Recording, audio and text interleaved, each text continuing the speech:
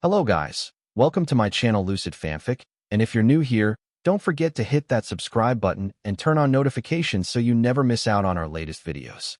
So be sure to stick around until the end, and let's get started. Third POV. Izuku Middle School was no better than his elementary school. Izuku made sure to get clothes that would be baggy on him to hide his physical form because he didn't want to bring notice to his training or his new quirk that he got at the start of the month.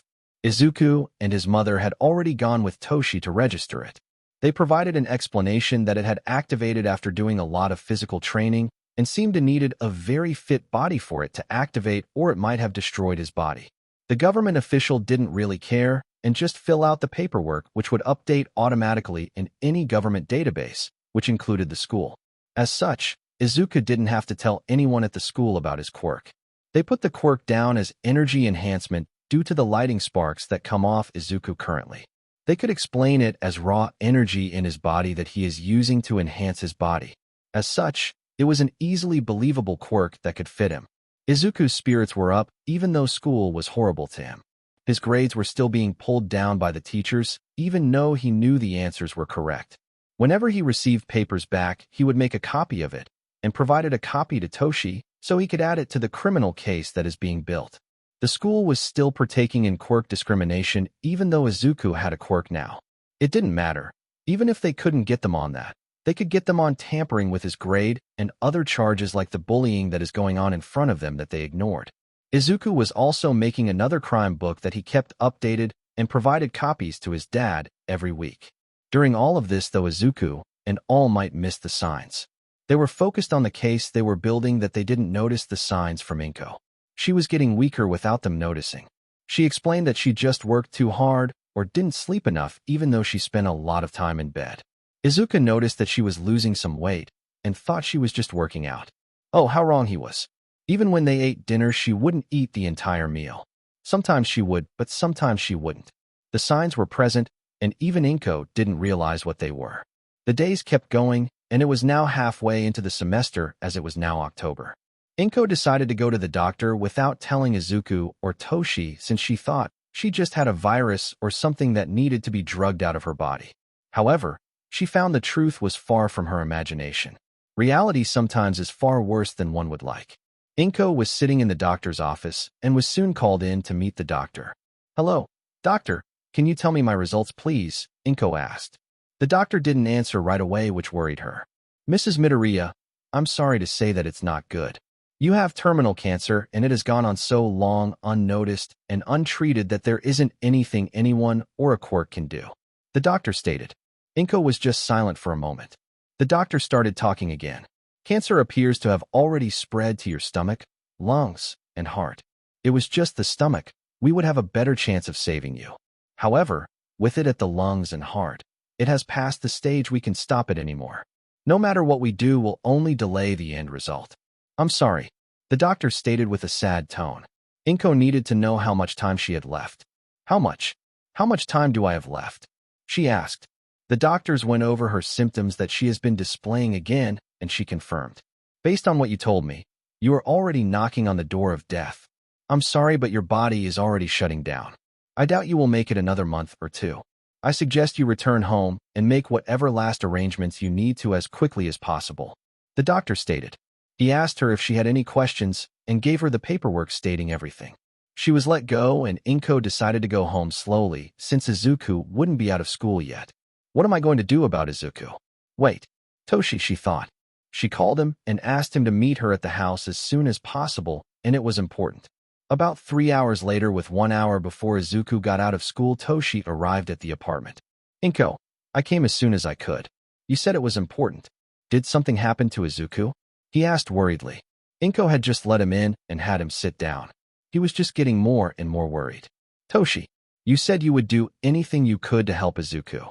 You even went as far as became his partial guardian and have full guardianship of him in the event of my death. Did you truly mean that?" she asked him in a serious tone. All Might was caught off guard but quickly responded. Yes, I did mean it. I see him as my son, and he's admitted he sees me as a father. I love him, Inko. What happened to bring this up?" he asked. He only grew more and more concerned with each second that passed. Inko then pulled the papers out of her bag and placed them on the table. I shouldn't have ignored the signs. But now it's too late for me, Inko said with some tears running down her face. All Might grabbed the papers and started to read them. He soon grew pale as he read. It was terminal cancer, and there was no hope of stopping it. They gave Inko the rest of this month to live at best, which meant only a few weeks. He just moved over and hugged Inko as she sat there crying. Please, Toshi. Please raise him and protect him. Please love him where I failed. Please don't leave him like I'm leaving him. You have to grow old and die at an old age, so he has someone to come back to each day from hero work and to make sure he's taking care of himself. Please. Inko was now full-on crying. Toshi could only hug her and promise he would, regardless of what Sir Nightai saw all those years ago. At that moment, All Might refused to ever die before he grew old. Now the problem would be breaking the news to Izuku, who would be coming home soon. Izuku POV. I had a horrible feeling throughout the day like something bad was going to happen. Yet as the day went on, nothing happened. I still didn't like this feeling. At first, I thought Bakugo or one of the bullies would do something, but they only did the normal bullying things such as pushing me into lockers and verbal abuse. I did have a few red spider lilies on my desk when I came over, meaning death flowers, but that isn't what set my feeling. Soon the end of the day came, and the feeling only got worse. I've been practicing keeping OFA active only by a little bit that no one could notice under my skin. This was my way of training the activation time since I'm so new to using OFA. As I approached my house, the feeling only got worse. Soon I entered my front door and found Toshi hugging my mom, who was crying. Toshi saw me and told me to come to sit down between Mom and him. What's wrong, Mom? I asked her, and she only cried a bit more. I hated the answer I received. Izuku, I'm dying, my mom said to me. My heart broke. Third POV. Izuku sat there staring. He just heard his mother tell him that she was dying. How was she dying? How? You've been fine lately? How are you dying? Izuku choked out with some tears coming down his face. The room was silent as Inko grabbed the papers and gave them to Izuku. Terminal cancer. The sleeping longer and eating less were signs of me close to death. I don't have much time left to live based on the doctor's guess. They don't see me living to pass the end of this month, Inko said to Izuku. Soon Izuku just started crying out without stopping. Both Toshi and Inko took a side of Izuku and just hugged him. Sweetie, I'm sorry I wasn't a better parent when you grew up. I know you likely suffered a lot of discrimination and I didn't do much at all to help you. You likely were bullied and treated horribly at school, and I wasn't there for you. I'm sorry I couldn't be a better parent, Inko said while she was crying. Izuku just snapped up and shouted. No, you were amazing. You stayed when Dad left. You loved me and took care of me. Never say you were a bad parent because you weren't, Izuku said as he hugged his mother tightly. Inko was just shocked before more tears fell down her face and a smile went across her face. She was happy that her son thought so much of her. Izuku, I won't be here to watch you grow up anymore, but I will watch you from above. I know you will make an amazing hero, and your dad will be there with you since I can't be, Inko said as she looked at Toshi. Izuku turned around confused by what she meant. All Might sensed that he was confused. Izuku, a while back when I first talked to Inko about you, I got her to agree to give me partial guardianship of you in the event she wasn't near to make decisions. It was also decided that I would gain full guardianship of you and you would become Izuku Yagi in the event your mother died before you grew old enough to care for yourself. As such, you will soon move in with me full-time. I asked your mother with the full attention to carrying out my side of this agreement in the event of her death. I just didn't think we would put it to use so soon, All Might said with a sad smile to his son. Inko then started to talk again. Sweetie, I adjusted my will and signed the paperwork to give you to him first. You could reject it, but then you would go to the Bakugos since they are the last people I know. You don't need to explain, but I have a feeling you and Katsuki aren't friends anymore or anything close. I'm willing to bet because of you being quirkless, he most likely bullied you. My guesses have been stronger as of late, and I realized he never comes over anymore, nor do you talk about him. As such, I would like you to go with Toshi since I know you will be safe in his home. Toshi would never confirm if he knew about Bakugo bullying you, but told me to trust my mother's gut, which was enough confirmation for me as a mother, Inko said while kissing Izuku's forehead. Izuku was just in shock. His mother had a guess and more or less got confirmation from All Might. He thought he would be angry with All Might for indirectly confirming it or directly, but he wasn't. Soon Izuku broke down and told her everything he has told Toshi. About 2 hours later, Inko was happy with the fact that Izuku had told her everything. Sweetie, I know I won't be around soon, but I want you to enjoy life and don't stay stuck on my death. We are all meant to die one day. It's how we go out that matters. I'm dying a happy and proud mother of one Izuku Midoriya who impressed All Might and obtained a legendary quirk that has been around for 200 years. I am a proud mother of a son who has faced the harsh truth of the world and just got back up each time it hit him down. I am the proud mother of Izuku Midoriya, and I wouldn't dare be anything less. So, once we eat dinner, I want you to just relax with me tonight. Tomorrow we will start packing up the house, and Toshi will start getting his home ready since I want you to move in with him before I die. This way, everything will be taken care of beforehand. You will also move to a school closer to his home since he doesn't live around here. Inko said. Izuku just nodded his head as his mother directed him to do things. Soon she told him to go take a shower and get ready to eat dinner. He left the room, and Inko and Toshi were the only ones left. Sorry that this came so quickly, Inko said. Toshi would have none of it. Don't apologize. I love him as my own son and will take care of him. I will get the house ready tomorrow when I return there. It's a larger home, but nothing overly large like a mansion. I will move back with Izuku to this town or closer to UA when it gets closer to that time, since I have plans to teach there when Izuku starts. I will take care of him, Inko, so just rest.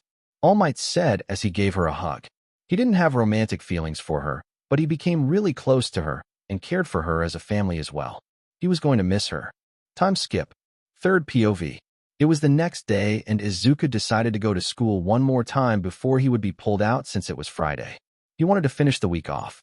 All Might had already returned home in the Tokyo area, which was about 2 to 3 hours away from Izuku's current home. Inko and Toshi had both told Izuku that he and All Might would move back to the area around UA in the future, but for now, Izuku would move to live in Tokyo with Toshi since that is where the agency is at, and he would need to prepare it for long-distance work in the future. The day was going like normal, being bullied and discriminated against by the teachers and students. However, it seems Bakugo noticed Izuku's sour mood and decided to make Izuku's day worse. Damn Deku, why are you looking so down?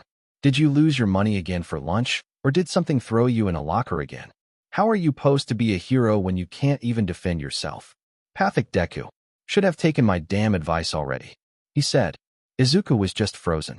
He's received the damn red spider lilies a lot since Bakugo had suicided baited him, but now he's verbally telling him to do it again. The bell went off, and it was time for the day to come to an end. Izuku arrived home, and Inko could tell something had happened. She had him sit down and asked about it. Izuku had already told her everything else, so this wouldn't make much difference. Bakugo's suicide baited me again today, and it was right in front of a teacher and other students. They didn't do anything. A few even laughed. Izuku said with some tears coming down his face. Some tears escaped Izuku's eye. Mom, I know you might want his parents at your funeral, but please, I don't want to deal with him anytime soon. Izuku asked her. Inko would have liked Miss Stucky to come to her funeral, but she wanted her son to feel safe even more. As such, she came up with a plan. Honey, when I do die, I want you to call Mitsuki and let her know that I passed away, and let her and the other two come say what they need to at the hospital. Once they are done, you can cut ties with them. If they ask about a funeral, just tell them I didn't want one, and you will send them a location of my grave after I'm buried. This way you and Toshi can be at my funeral without them bothering you. You don't have to have any connections with them if you don't want to after giving them the location of my grave. Inko said as she hugged Izuku, and he just nodded his head. Inko could tell that her time was closing in sooner as the days passed. All of Izuku's and Inko's stuff has been moved out of the house and to Toshi's home, where he's already unpacked the needed things by the end of the weekend. There were only basic things left to keep them going until the day Inko passed away, and this stuff was with Izuku in the hotel he was staying at. This is because Toshi had Inko placed in a hospice care center in the city, since it was clear that it was nearly time. Toshi stayed with Izuku in the hotel, since it was a larger penthouse room that he had rented for them until Inko's final day. He wanted to be nearby when it happened so he could support Izuku. They had already filled most of the paperwork out that would transfer Izuku into Toshi's care the moment it happened, and would have his name changed to Izuku Yagi, since Inko wanted that to happen. Midoriya was Izuku's biological father's last name, and she didn't want him keeping it since Toshi would become his legal father now. They all agreed to keep Toshi's identity away from the Bakugos, so they didn't figure out that he was All Might. They figured that people would find out about him being All Might's son first before the skinny form. As such, Toshi wouldn't appear when the Bakugos were alerted, and Izuku would meet him at another location since all the paperwork would be filled out beforehand for any decisions that needed to be made. As such, they played the waiting game, and 1 week after Izuku's last day in school it happened. Inko's heart was starting to fail her. Izuku and Toshi were already on site visiting her when it started. Izuku and Inko said their tearful goodbyes as Toshi just hugged Izuku and comforted him. Inko looked at Toshi and just said her last words. "Thank you, Toshi. I love you both," she said as her heart came to a stop. Izuku had burst into tears the moment it happened. Third POV. It's been about 2 hours since Inko passed away. The doctors have already completed everything they needed to do. All that was left was to call anyone to say final goodbyes, and then they would prepare her for the funeral and have her transferred to the funeral service company. Toshi asked Izuku if he needed anything before he went to the hotel, which was close by. The lawyer for Inko and Toshi were meeting right now at the hotel to finish all the paperwork and would have the guardianship transferred within the hour and everything legal-wise completed. The will was also already read to Izuku and Toshi, which just stated everything they already knew. "No, I don't need anything. I'm going to have the staff give the Bakugos a call so I don't have to," Izuku said, and Toshi got his things and left for the hotel. It was about 1 hour later when the Bakugos came into the building. Mitsuki ran over to Izuku and hugged him. "Izuku, we got the call from the staff. Please tell me it isn't true," she asked with tears on her face. Izuku just pointed at the door and told her that she was inside. "She wanted me to call you before I had the body taken to be prepared," Izuku said with a sad tone. Masaru guided Mitsuki into the room, and they closed the door. Katsuki stood there looking at Izuku. "Can I help you?" Izuku asked. Bakugo just kept staring at Izuku before he spoke up. "Why aren't you crying?" he asked. Izuku was confused. He had run out of tears already from all the crying. "I've run out of tears. I've cried for days since we found out," Izuku said. "How long have you known and not told us? We would have wanted to talk to her one more time," Katsuki asked with anger in his voice. Izuku was annoyed at that point, but kept his emotions in check. "Mom found out last week. It wasn't caught in time, so there wasn't anything to be done," Izuku said. Bakugo still looked angry. "Still doesn't explain why you didn't tell us. Why didn't you tell me she was dying?" he asked. At this point, Izuku was done. "Why would I tell someone who isn't connected to our family? You and I haven't been friends since we were 4 Bakugo. As such, you had no right knowing anything about my mother. If my mother wanted to tell your mother before she passed, then that was her decision not to," Izuku stated. Bakugo looked shocked for a second that Izuku didn't call him Kakin. Izuku decided to say a bit more. "Also, you don't get to call my mother Ani when you have suicide baited me several times. So please, tell me how you have any right to know about my mother's death when it doesn't concern you," Izuku stated with a bit of venom in his voice. Bakugo didn't talk. "If you want to say any last words, please go inside and do it since the doctors will come to retrieve her body soon," Izuku stated. Bakugo walked into the room, and about 30 minutes later they all came out. "Izuku, sweetie, do you know when the funeral will be?" And Masaru and I talked, and we can take you in as well so you don't end up in the system, Mitsuki stated. Izuku was happy that she offered it, but didn't need it. Katsuki didn't look thrilled at him living with them either. "Mrs. Bakugo, it's a nice offer, but I don't need you to take me in. Mom already made arrangements for someone to take me. They are a family friend that can care for me, and I know already. Also, there isn't going to be a funeral at Mom's request. I'm going to watch her be buried, and that will be it. She did tell me to provide you the location after she is buried, but there won't be a ceremony," Izuku stated. The Bakugos were shocked at this, and were even more shocked that Izuku called her Mrs. Bakugo. "Who are you staying with?" she asked, but Izuku told her that he wanted to keep that private. Katsuki looked like he wanted to murder Izuku. "Why won't you tell my mom where you are going, Izuku?" Bakugo Katsuki asked. "Bakugo, it's a matter I wish to keep private. As such, I request you stay out of it," Izuku stated, leaving no room to argue. The parents were even more shocked that Izuku didn't call Katsuki Kakin. They were confused about what was going on. Soon though, the doctor came over and asked Izuku if they could prepare the body. Izuku gave the okay and got up to leave. Katsuki wasn't done though. "Why, Deku? Where the hell do you think you're going, you quirkless piece of shit?" he stated, which shocked his parents that he would say something like that. Oh, showing your true colors in front of your parents, Bakugo? Also, I'm not quirkless anymore. I'm a late bloomer, and my quirk came in near the end of summer break. Luckily for me, Mom was able to see the quirk before it was too late, Izuku said while activating his quirk for a few moments. The Bakugo family was shocked. Izuku had a quirk. Bakugo was just stunned, and he wanted answers. However, Izuku refused to give any as he walked away, leaving them there alone. Time skip. The funeral soon happened, and Izuku finished grieving the best he could. He would respect her wishes of not staying stuck on her death for too long and push forward to the future. Izuku had sent the location of the grave to the Bakugos via mail. Izuku loved the location she was buried. Toshi was able to purchase a spot that sat right under a cherry blossom tree, and it looked amazing during the season. As such, Izuku's final attachment in this city came to an end, and it was time for him to move forward and go to Tokyo with his new father. He was now Izuku Yagi, and he was the proud ninth wielder of Wefe. On the last day in the town, while he was at his mother's grave, he figured out a way to use OFA more efficiently. As he was standing under the cherry blossom tree, Izuku realized that he was only using OFA in a single part of his body. He then thought of his body like the tree where the roots went into the ground and pulled water OFA, and then spread the entire water across its body to survive full cowl. He then attempted to activate OFA across his body, and he was able to. He then found out how much percent he could use in this new form. He found out he could use 45%, which was higher than the 25%, in just one arm. The reason for this is because if it's all in one arm, the kickback is focused on one body part, where if it's across the body, it can handle more stress. Izuku walked away from his mother's grave happy that day and pushed forward towards his future. Third POV. Izuku traveled with Toshi to his new home. Might Tower was located in Minato, Tokyo, and Toshi's house was located nearby that as well. Izuku was warned that it isn't a large, fancy house that all rich people have, but it still wasn't small. Before he lost his muscle form, All Might was still very tall and large. As such, he needed a larger home to fit him, and none of the houses that were on the market at the time could fit him.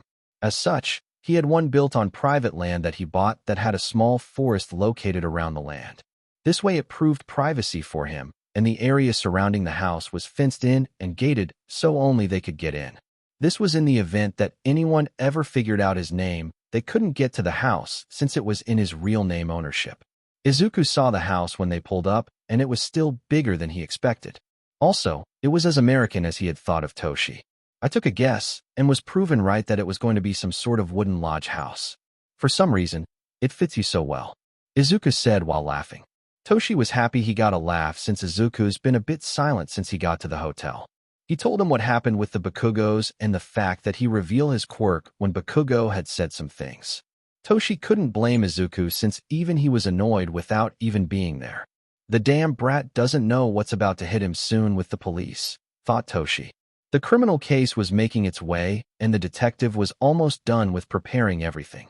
Toshi had introduced Izuku to the detective because he needed to make a statement, and Izuku had given his permission to reveal the fact that he was the ninth. The house was a lodge-style house with a few floors to it, but it didn't scream, "I'm a millionaire, and I was the #1 hero of the world."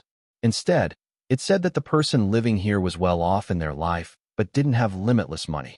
Kitchen, living room, dining room between the kitchen area and living room area, and has a sunroom spot next to it.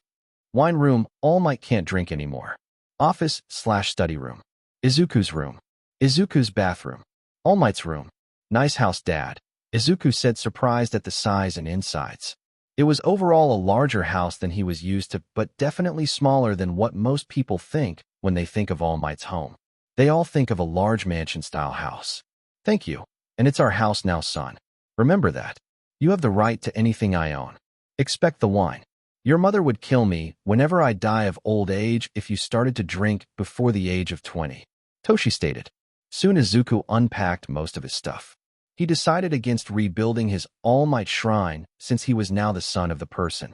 He doesn't think he could live with himself if Toshi walked into his room and saw it. As such, he decided to sell most of it off. Izuku POV. Hey Dad. Do you know a good place to sell or donate hero merchandise? I asked him and he looked shocked and confused, and then concerned that I was selling hero stuff. "Son, why are you selling your hero merchandise?" he asked me. I was embarrassed to say, but had to, or he would start worrying. I have nearly 99% of All Might merchandise. And well, I have the real one. So, I thought some other kids less well off than me who gets to live in the house of All Might and be raised by him could use the stuff more than I could. I said with a large blush on my face due to being embarrassed. Dad just started to laugh and said he knew of a charity that is very well respected that his agency works with. He could have them all donated via there, and it would go to children in hospitals or who are not that well off financially. I'm proud of you for making that kind of sacrifice since I know you love all of your merchandise, Dad said as he patted my head. God's so embarrassing, I complained as I hid my face in my arms. Soon I finished unpacking my things, and my room was now set up. Dad said I would be attending a private school by the name of Some Junior High. It was a well-respected school in the area and had a lot of students that came from hero families or more well-off families with money.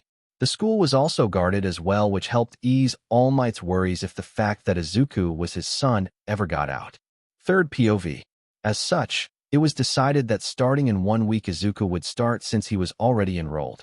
The school just needed a start date that Izuku would be starting. They were informed that his mother had passed, and he had to relocate with All Might. Only the principal was informed of the truth of All Might being the boy's father, and it was going to be kept that way. With the knowledge of being only a week left before the new school starts, Izuku decided to talk about training with his dad. The two of them were eating dinner that Izuku had cooked since Toshi wasn't that great of a cook most of the time when Izuku brought up training. "Hey Dad, how are we going to continue my training? I now have control of 45% of OFA via full cowl mode, and really want to try to get to 100% before UA, or the closest I can get to it," Izuku asked his dad. All Might thought for a bit and realized he didn't show Izuku the gym. "I forgot to show you to the gym. Follow me since we are done eating," All Might said as he got up, and Izuku followed. They went down a flight of stairs that was in the back of the house where you wouldn't realize if you didn't look for it. The stairs lead to a small gym, a sauna room, and a pool. Gym. The gym had weights for normal people, but it also had a range of weights that only people like All Might could lift. Sauna. The sauna was a decent size with a view of the pool area. Pool room. Izuku just looked at Toshi and wondered what he would have done for training if he wasn't shown these areas. "Were you accepting me to find these on my own if I didn't ask?" Izuku said, and Toshi just rubbed his head. "No, I just forgot about them since I'm the only one to ever use them to relax and train. Now there's both of us, so I might forget something sometimes," Toshi said while rubbing his neck now and looking sheepish. Soon they went back upstairs and talked about the school and training. "We have a few months left of this year. Ideally, I would like to see if you can train enough to hit 50% in full cowl mode. This would be equal to my 60%, which is far more than enough power for most villains you will fight," Toshi said. As such, Toshi created a general workout plan for Izuku that he would follow for the rest of the year. Now it was near night time, and Izuku wanted to sleep for the night and hit the ground running tomorrow. He decided to go around the city and get used to the place so he wouldn't get lost all of the time. Third POV. It's been a few days and Izuku decided to explore Tokyo and the surrounding areas to ensure he knew how to get around the place in the event he ever needed to. It was kind of nice being in this city since he could see the Tokyo Tower from his home, and there were several parks in the city. One being around the Tokyo Tower to start with, and some around the Imperial Palace where the Imperial family resides. The biggest park/garden area that Izuku could run at was the Shinjuku Jion National Garden, which was just right outside of Minato city limits and into the next city that was a part of Tokyo. As such, Izuku got into his running clothes and started to run around the town and get some workout in as well. Toshi had given Izuku some money for a taxi, food, or other things. He also gave Izuku a new debit card. This card is connected to a bank account that I've placed money into. I'll refill the account every week with money, but don't spend everything. I've placed a lot of money in it, but that doesn't mean spend it all either. I trust you to use it correctly. Don't feel like you don't have to use it because you don't want to use my money. I have a lot of money even after donating 70% to charities. Being number one for so long has earned me a lot of money," Toshi stated. Izuku had run from his home and into the city and had started to explore it. Tokyo was made up of a lot of cities next to it. As such, it was easy to go from one area to the next by train or running. As Izuku was going through the city, he found many new things and places he wanted to go back to and visit later on when he had more time. He did stop at several smaller shops and purchased drinks or snacks to eat as he was exploring the city. He respected his dad's wish for him to spend money, but do it reasonably. Soon Izuku decided to run through the National Garden on one of the trails since it appeared to be a good spot for stamina training since it was one of the largest gardens/parks in the area. The garden was in full bloom with all of the different plants. As such, it was a nice place to be currently. As Izuku was running, he noticed something weird to him. There was a man who just kept following a girl. This girl appeared to be nervous and alarmed about the man. She even ran around an area several times, and the man kept following her. She just had a face that was filled with stress as she kept looking back at the man who just kept following her. Izuku decided to call the local police and notify them of his suspicions.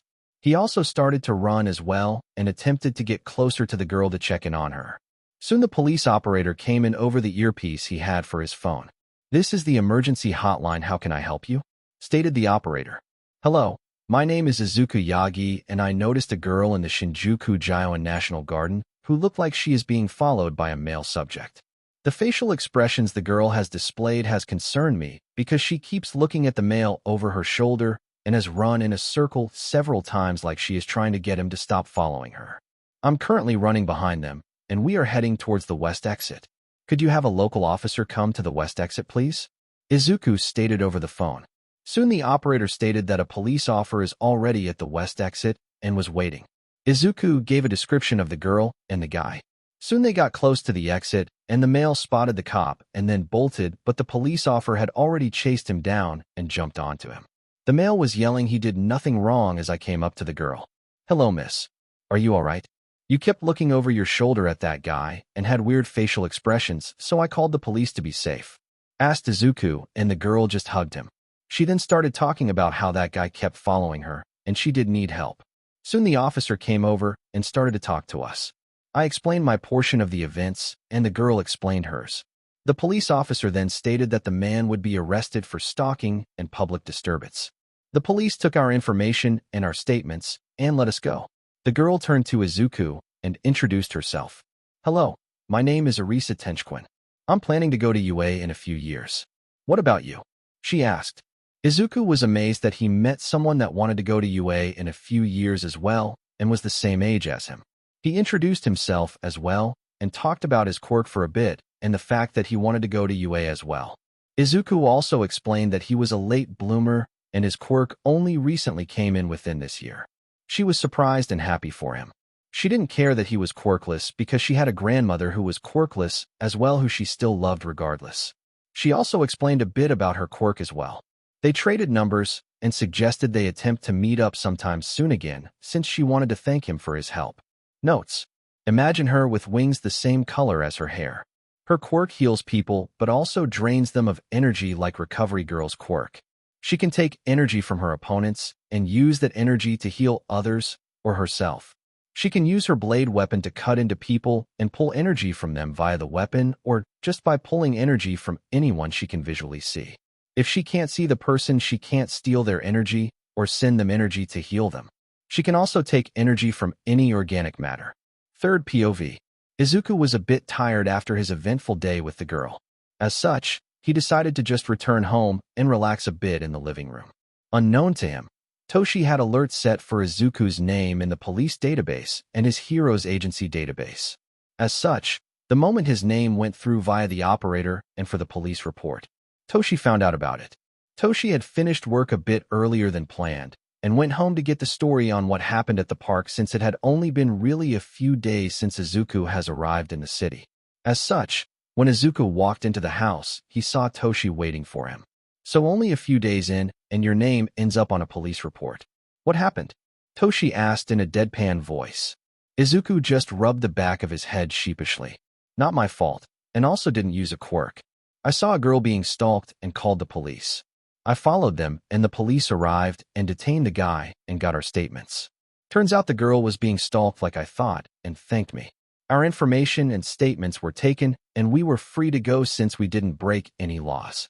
Exchange numbers with the girl since she plans to try for UA also, and we talked about our quirks and how we want to be heroes. She also wanted to thank me for helping her, so we will meet up sooner or later. Izuku said in one breath, which amazed Toshi, but then Toshi started to tease him. Oh, already saving the girl in danger, Mr. Hero. Toshi said while teasing Izuku, who just blushed and denied that it wasn't like that. Soon they sat down and started to eat. Izuku has noticed that Toshi has put on a bit of weight since Izuku has entered his life. Seems he's eating more since I force him to sit down and eat meals with me. That's good, thought Izuku. Third POV. It was now time for Izuku to start going back to school. He got up in the morning and did his routine and forced Toshi to sit down and eat something for breakfast. Izuku knew he didn't have a stomach anymore, but getting anything into his body allowed him to put on some weight that was overall better for him. Izuku has ever started to make drinks and food that was more tailored to Toshi's current condition. After everything was done, Izuku then got dressed and got his bag. It was time for Izuku to go to Some Junior High.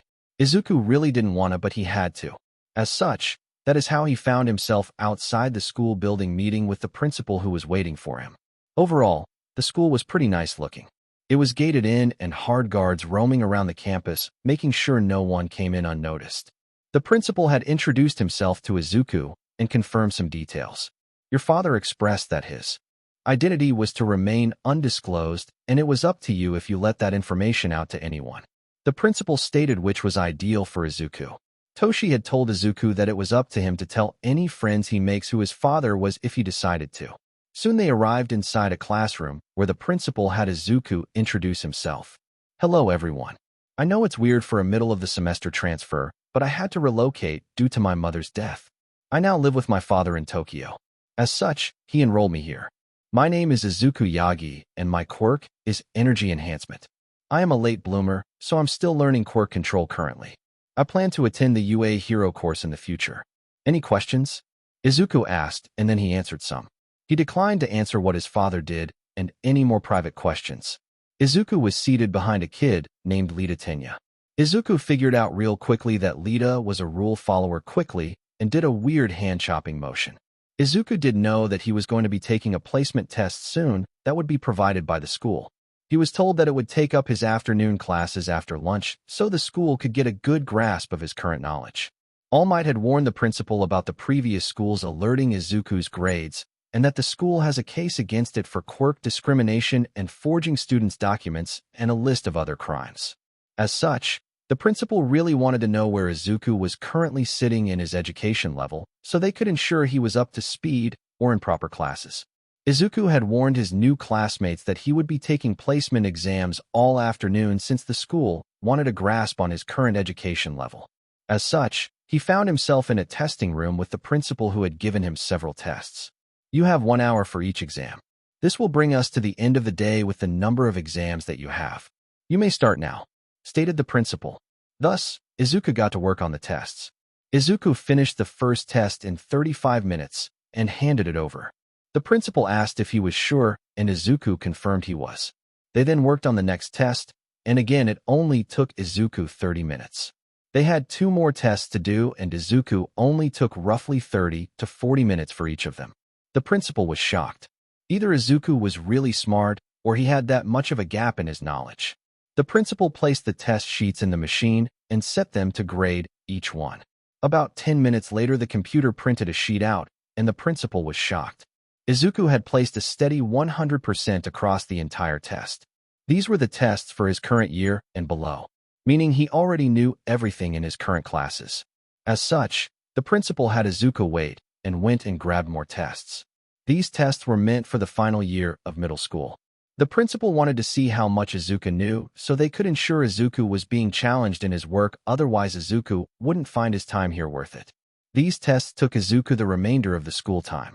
The principal secured them and placed them in the machine and soon received the results back. Izuku had placed a solid 98% on these tests. The only question he got wrong was a question about quirk science. The principal explained his results and Izuku looked annoyed at the question he got wrong. The last question was about quirk singularity and the possibility of it. The text says it's not likely, while Izuku wants to debate that it is. OFA is a quirk that grows stronger each time it passes. If the body isn't built up to handle the power, it would destroy it. Meaning quirk singularity is possible, thought Izuku, but he had to let it go. We will have to contact your father and decide on how we want to proceed with your education since you have just taken the final for the oldest grade at this school. I'll leave a message for your father, but if you see him before he gets the message, please bring this up with him," the principal stated. Izuku knew he self-studied a lot, but goddamn, he didn't think he did that much. Most of those questions felt really easy for him to complete. As such, Izuku found himself walking out of the school when Lita Tenya came up and talked to him. "Going home, Yagi?" he asked. Izuku stated yes, and that he had finished his placement exams, and that the school needs to talk to his father because he passed the final for the last year's students. Lita was shocked, but happy for his classmate. Izuku decided to ask Lita if he wanted to grab a drink at the local cat cafe that was nearby, and Lita agreed. Lita also wanted to go to UA, and decided to try and befriend Izuku if they might be spending a long time together. Time skip. Izuku arrived home later than normal since he spent some time hanging out with Lita, who was really a bookworm and rule follower. Izuku stressed that he needed to let up or he would die in the hero field because nothing ever goes to plan on the first contact, nor does everything always follow the rules. Izuku remembers saying, "Villains won't follow the rules. It's good you follow most rules, but there will come a time when you need to break a small rule or let someone die. So what do you choose? Let the civilians die because of a rule or break the rule and save them?" Izuku asked, and Lita froze because he didn't know what to do. He said he would talk to his brother, who Izuku had figured out was the pro-hero Ingenium. As Izuku entered the house, he found his father sitting at the table drinking some tea. "Did you receive a message from my school?" Izuku asked, and Toshi confirmed. "I knew you were smart, but goddamn, you are really smart. I might need to contact Nizu and see if he knows any good way to keep your education going. I also should show him your notebooks. Though I fearfully don't want to introduce him to you since he likes to take on really smart people as personal students. I've heard his classes are hell," Toshi said with a shiver up his spine. However, Izuku thought that if the class isn't hard, then what's the point of it? "Oh, Gran Torino wants to meet you. I've told him I have a successor now, but not that I adopted you. He doesn't know who you are since you haven't okayed it yet since I just brought it up. He wants to swing by in the next few days to meet you and see how your training is doing. Gran Torino was the person that trained me after my master died to AFO," Toshi stated. Izuku thought about it and agreed to meet with him. "Does Nizu also know about OFA?" Izuku asked. Toshi confirmed he did, and who else knew? "Nizu knows about OFA, and so does Sir Naitai, but I don't speak to him anymore. He told me I would die a horrible death, but I refused to die. I have a son to raise after all, and I know he didn't see you in my future, so it just proves that the future can change," Toshi said. He then explained how they split apart. Izuku told Toshi it was okay to tell Nizu who he was since he was going to talk about his education anyway. However, Izuku didn't want Sir Naitai to know who he was. Toshi agreed to that since he didn't really want Sir Naitai to meet Izuku either without their relationship improving first. Time skip. Third POV. A few days had passed, and Gran Torino had arrived at the house. "Hello, boy. I take it you're Tashinori new student. I'm surprised that he had us meet here at the house. Where do you live, by the way?" Gran Torino asked. Izuku decided to play around with the old man. "Oh, so you are Dad's mentor. Nice to meet you after all this time," Izuku said as he extends his hand to shake. Gran Torino shook it, but then froze when he realized what Izuku had said. "Son, what the hell do you mean, son?" he yelled out. He then turned to All Might and started to ask what the hell Izuku meant. Izuku was just laughing across the room on the couch. All Might tried to get his old mentor to calm down. "Sir, please calm down. I want to introduce you to my son, the ninth wielder of Wefe. Also, he is not mine biologically. His mother passed away, and I took him in since I had asked for guardianship in the event of her death. She died due to undiagnosed cancer that claimed her life about 1 year into my training of Izuku," stated All Might. Gran Torino calmed down finally, and they heard Izuku laughing over on the couch. "God, that was funny. Didn't think it would get that big of a reaction," Izuku said while trying to contain his laughter. Soon they explained everything to Gran Torino, who was finally up to date on everything. "Nice joke, brat. You got me good. Normally I'm the one playing jokes on people, not the other way around. So tell me, how much control do you got of OFA?" he asked. Izuku then turned on OFA across his body and said 45%. Gran Torino was happy with this since Izuku hasn't had it for a long period, and they told him that they didn't have any broken bones or anything since Izuku figured out the control of power quickly on day 1 and then figured out the method of properly using it on the day of Inko's funeral. Okay, let's go down to the warehouse I own in the area, and we can practice a bit. I want to see if you can land a blow on me when we are going at high speeds. Let's see how good you are at actual fighting. Gran Torino stated. They both powered up and were off. Izuku martial arts taught him to be efficient and be quick in his battles.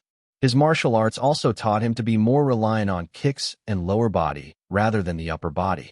As such, Izuku was jumping around the building at a quick pace and was keeping up with Gran Torino when he suddenly changed his movement up. Izuku knew how to control his body due to his training and learned how each small movement could make a large impact of small impact depending on what he did. As such, Izuku slowly moved his muscles and his legs just at the right time as he landed and bounced off with far more force than Gran Torino expected and had landed a blow to him at 10% power but with 45% jumping force. "Dear God, you hit hard," he yelled out. That was actually only 10% on the punch, but a jump with the force of 45%. Izuku explained how he desired as much control over his body's movement as he could get through his training, so his attacks were far more impactful and movements weren't wasted. Gran Torino just agreed with how Izuku was training since Izuku was very good at it. Toshi, I suggest getting the kid in a dojo so a master teacher can correct any errors in his current martial arts understanding. This way he can be far better since he only self-studied. Gran Torino stated, and Tusher agreed. As such, it was decided Izuku would start attending martial arts classes that taught his two styles so he could learn from a master and get better at them and correct any flaws he had. So, this was the end of part 2 of this series. Stay tuned for next part of this series, and if you like this video, don't forget to like, share, and subscribe to our channel. Until next time.